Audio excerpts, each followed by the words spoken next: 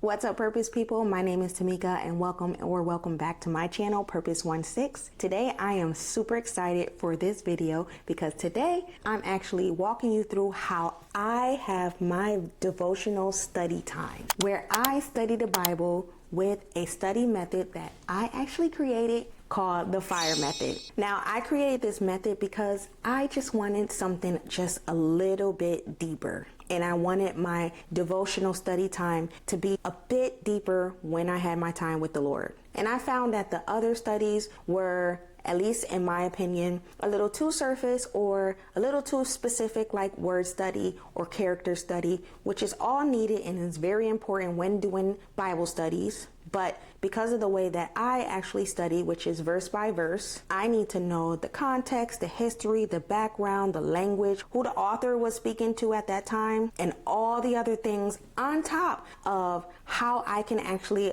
apply the passage in which I'm studying at the moment to my life today. So if you've ever wanted to go deeper in the word, but felt overwhelmed or unsure where to start, then this video is definitely for you. And listen, I created a free 5-day resource walking you through each of the steps that I will be going through in this video. You can actually find that resource and download it now in the description below. And this will help you just take your devotional time a little bit deeper without the overwhelm. So go get that, and then let's break it down. So first, after your prayer time, after you set the atmosphere, inviting the Holy Spirit into your space and into your time, into your study, and you prayed for understanding, the first thing you want to do is you want to start by reading the passage that you chose to study for the day and really focus, which is the first step in this method. You want to start by asking specific questions specific to the passage that you're reading.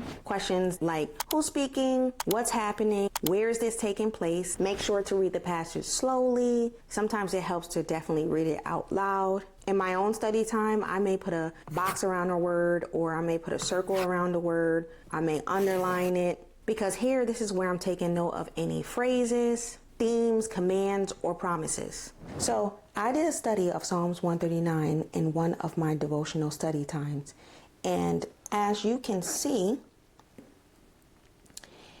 here is where I boxed or circled words that stood out to me and where I wanted to dig a little bit deeper, which would then lead me to my next step, investigate. And this is actually my favorite step. Here is where you want to understand the background, the culture and context of the passage. And doing this is non-negotiable in order to interpret and study the scripture properly. So when I'm studying, I'll ask questions like, who is the author writing to? What did this mean to the original audience? What's the historical and cultural background? And I do this because we have to remember, although the Lord used men who were inspired by the Holy Spirit to pen the words on the pages that we read today, these men were not writing to a 21st century audience. They were writing to people in their own time that had their own experiences. They had their own culture, their own background, their own language, etc.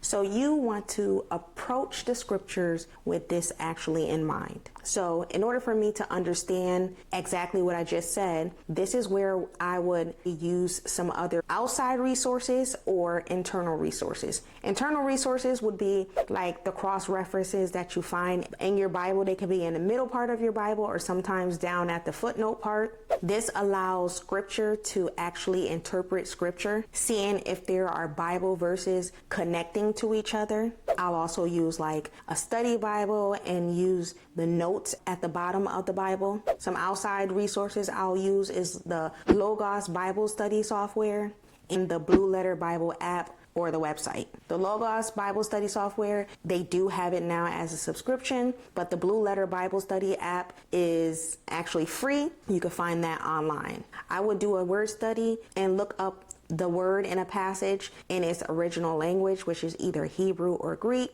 just to gain a deeper understanding and what that word would have meant to the audience in that time. I would also check cross references and really just dig deep into the passage.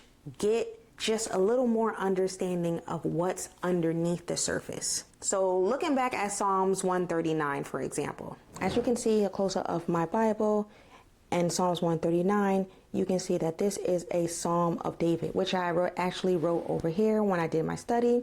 Psalms 139 is attributed to King David, a man deeply familiar with both triumph and failure, joy and repentance. So at the time when King David wrote Psalms 139, people often thought of God as distant, needing to be appeased to get their attention. So what King David did was he contrasts this thought by expressing that Yahweh, the God of Israel, is not like other gods. He is intimately involved, all-knowing, ever-present. And again, look in here, you can see that I boxed words that I actually wanted to just get a deeper understanding of. For example, this word here, observe, is used in this sentence in the CSB translation.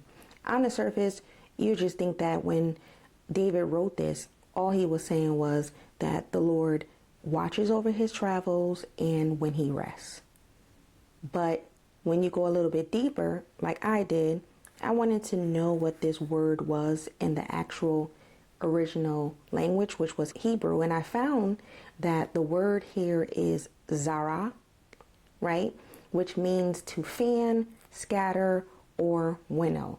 And at first glance, I was like, what? So I just dug a little bit deeper. And what I found was the word winnow is a process where wheat is thrown into the air, right? And what happens is if there is any chaff mixed in with the wheat, the wind will blow the chaff away, and what's left is what is actually usable, which is the wheat. So if we take the time and go back to the verse, right? David is saying, the Lord searches out his path thoroughly, placing it under investigation, sifting or winnowing out the valueless and keeping the valuable, ordering his steps and knowing the path that he should take.